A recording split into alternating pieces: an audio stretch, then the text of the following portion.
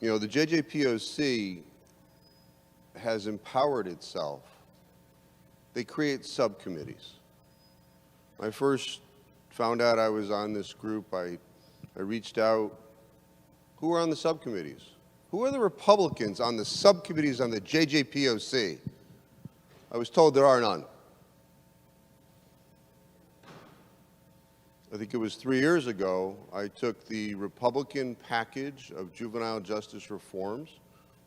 I said, that's the process. I'm going to submit it to the JJPOC. And I did.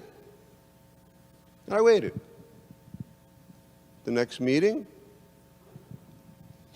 beginning of the meeting, the group was informed that the executive board of the JJPOC met and rejected all of the Republican proposals.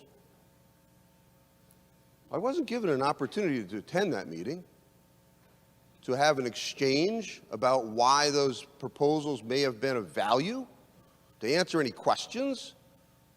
It was no, go away. I then said, well, when did they meet? Who was there? What was the vote? Where are the minutes? We don't do that.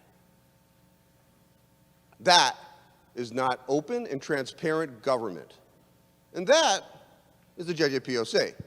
That is a proliferation of bad things. That is not how we should be creating policy. And through this legislation, we're saying, yes, go on with what you're doing. There's no requirement that there be any Republican on any of these subcommittees that says, create a subcommittee. Do whatever the hell you want to, do whatever you want to do. You know, we just heard about police officers being on the JJPOC. I think the police officer was said 4 times. There's only 2. One is the president of the Chiefs of Police Association. The other is the chief of a town that has a population in excess of 100,000. Well, how many of us represent towns that have less than 100,000? So that means that all of your chiefs are not represented on this group that excludes Republicans from decision-making, that is making these decisions and coming to the legislature with, these are the great things. Meanwhile, juvenile crime is going up. It's an echo chamber. As my leader says, it's got to change. It's got to change at some point.